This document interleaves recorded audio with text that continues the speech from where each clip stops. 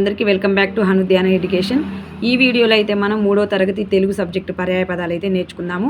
So ఈ వీడియోని అయితే లైక్ చేసి షేర్ చేయండి. అలాగే కొత్త వారైతే ఛానల్ని సబ్స్క్రైబ్ చేసుకోండి. ఇందులో అన్ని సబ్జెక్ట్స్కి సంబంధించినటువంటి ఎస్జిటి సబ్జెక్ట్స్ అన్నీ కూడా షేర్ చేస్తూ ఉంటాను. డిఎస్సికి టెట్ కూడా మీకు యూజ్ అవుతూ ఉంటాయి. సో మొట్టమొదటిగా మనము చెరువు అనే పదానికి పర్యాయ పదం కుంట, తటాకము. సో ఈ కుంట, తటాకం అనేది మనం చిన్నప్పుడు చదువుకున్నవే. ఇవైతే ఈజీగానే గుర్తుంటాయి, కానీ కొన్ని పదాలకైతే మనకి తొందరగా గుర్తుపెట్టుకోవడం కష్టమవుతుంది. అవేంటో చూద్దాం. మేఘము అంటే మనకి మొగులు, అంబుదము, నభము. సో ఇందులో అంబుదం అయితే నేను విన్నాను. ఈ మొగులు, నభం అనేది కాస్త రేర్గా వింటున్నాం కాబట్టి ఈ రెండు పదాలని మనం ఎక్కువగా గుర్తుపెట్టుకోవాల్సిన అవసరం అయితే ఉంటుంది. అలాగే దిక్కు అంటే దిశ అని మనకి తెలుసు. చాలా వరకు దిశ అనే పదం వింటుంటాం పర్యాయ పదంగా. కానీ కకుబము, ఆశ, హరితము ఈ మూడైతే మనం గుర్తుపెట్టుకోవాలి. దిక్కు అంటే దిశ, కకుబము, ఆశ, హరితము. తర్వాత ఉర్వి అంటే పృథ్వీ, భూమి, నేల. ఉర్వి అంటే ఏంటంటే పృథ్వీ, భూమి, నేల. నేలనే మనం భూమి అంటాము, పృథ్వీ అంటాము, అలాగే ఉర్విగా కూడా అనుకుంటాం. ఒక్కొక్కసారి నేల అని ఇచ్చి ఈ మూడు పదాలు కూడా మనకి ఇవ్వచ్చు. అప్పుడు మనం ఇవి గుర్తుపెట్టుకుంటేనే ఆన్సర్ చేయగలుగుతాం. తర్వాత వాన అంటే వర్షం, వృష్టి.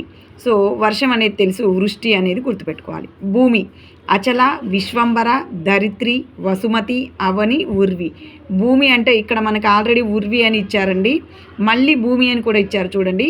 దీనికే మళ్ళీ పర్యాయ పదాలు అచల, విశ్వంబర, ధరిత్రి, వసుమతి, అవని, ఉర్వి. సో ఇవన్నీ కూడా ఇక్కడ ఉన్న ఉర్వి మళ్ళీ ఇక్కడ కూడా రిపీట్ అయింది చూడండి, గుర్తుపెట్టుకోవాలి. భూమి అంటే మనకి ఇప్పుడు పృథ్వీ, భూమి, నేల, ఉర్వి, అచల, విశ్వంబర, ధరిత్రి, వసుమతి, అవని. సో ఇవన్నీ కూడా మనం గుర్తుపెట్టుకోవాల్సిన అవసరం అయితే ఉంటుంది. తర్వాత అమృతం అంటే ఘృతము అని అయితే నాకు తెలుసు. సుధా కూడా మనం విన్నాము, కానీ పీయూషం అనేది కొత్తగా కనిపిస్తుంది. సో అమృతం అంటే ఘృతము, పీయూషం అనేది ఎక్కువగా మనం గుర్తుపెట్టుకోవాల్సిన అవసరం ఉంటుంది. తర్వాత పశువు అంటే మనం జనరల్గా అప్పుడప్పుడు వాడుతూ ఉంటాము. గొడ్డు, జంతువు అనేటటువంటి పదాలను వాడుతూ ఉంటాము, కానీ పసరం అనేది ఇక్కడ కొత్తగా ఉంది. సో ఈ పదాన్ని మనం ఎక్కువగా గుర్తుపెట్టుకోవాల్సి ఉంటుంది. ఒక్కోసారి పసరం అని ఇచ్చేసి కింద గొడ్డు, జంతువు అని ఇవ్వచ్చు, లేదా పశువు అని కూడా ఇవ్వచ్చు. సో ఇది గుర్తుపెట్టుకుంటే ఎక్కువగా ఈ మూడింటికి మనకి ఈజీగా ఆన్సర్ తెలుసు కాబట్టి చేయడానికి అవకాశం ఉంటుంది. కొండ అంటే పర్వతం అని విన్నాము, అచలం అని విన్నాము, అద్రి, గుట్ట. మనమైతే కామన్గా పర్వతం, గుట్ట అనే పదాలని వింటామండి. సో అచలం, అద్రి అనేది కొత్త పదాలు కాబట్టి కొండ అంటే అచలం, అద్రి అనే పదాలని ఎక్కువగా గుర్తుపెట్టుకోవడానికి ట్రై చేయాలి. తర్వాత చుక్క, నక్షత్రం, తార. ఇవి ఈ మూడు చాలా వరకు మనకి తెలిసే ఉంటాయి. తర్వాత చెట్లు, వృక్షము, తరువు, మహిజము.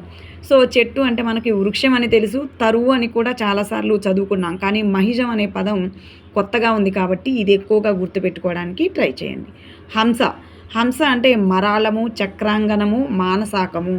సో మరాళం ఒకటే తెలుసండి, ఇక్కడ చక్రాంగనము, మానసాకము అని కూడా ఉంది. సో కొంచెం గుర్తుపెట్టుకోవాలంటే హంస అంటే ఇక్కడ మానసాకము, ఇందులో ఉన్న సా ఇక్కడ సాకం అని వచ్చింది కాబట్టి ఈ పదాన్ని మనం సాకము గుర్తుపెట్టుకుంటే మానసాకం అనే పదం గుర్తొస్తుంది. అలాగే హంస అని ఉంది కదా, సో ఇక ఇందులో అయితే మనకు బండ గుర్తులు ఇందులో కలిసేది ఏం లేదు కాబట్టి బండ గుర్తుగా మరాళము, చక్రాంగనం అని గుర్తుపెట్టుకోవాల్సి ఉంటుంది. తర్వాత అమ్మ అంటే మనకు తెలుసు, తల్లి, మాత, జనని. ఈజీగా గుర్తుంటుందని అయితే అనుకుంటున్నాను. పక్షి పులుంగు, ఖగం, విహంగం. సో ఖగం, విహంగం అనే పదాలైతే ఎక్కువగా వింటాం, కానీ పులుంగు అనేది అయితే కాస్త రేరు కాబట్టి మూడు పదాలను కూడా గుర్తుపెట్టుకుంటే బెటర్. దానికంటే ఎక్కువగా పులుంగు అనేది ఎక్కువగా గుర్తుపెట్టుకోవాలి. అలాగే అంగడి, దుకాణం, విపణి, మడిగే. సో అంగడి అంటే సంత, మార్కెట్ మనకు తెలుసు కదా. దుకాణం, విపణి, మడిగే అని పర్యాయ పదాలు. అలాగే ఇల్లు అంటే గృహం, సదనం, నివాసం, ఆవాసం. ఇల్లు అనే పదానికి ఎన్ని అర్థాలు ఉన్నాయో చూడండి పర్యాయ పదాలు. గృహం, నివాసం, సదనం, ఆవాసం. ఈ 4 పదాలని మనం గుర్తుపెట్టుకోవాలి. ఒక్కొక్కసారి సదనం అని ఇచ్చేసి మనకి కింద ఆప్షన్స్గా గృహం, ఆవాసం, నివాసం అని ఇవ్వచ్చు. ఈ ఇల్లు అనేది ఇవ్వకపోవచ్చు, లేదా గృహం అని ఇచ్చేసి నివాసం, ఆవాసం, సదనం అని కూడా ఇవ్వచ్చు.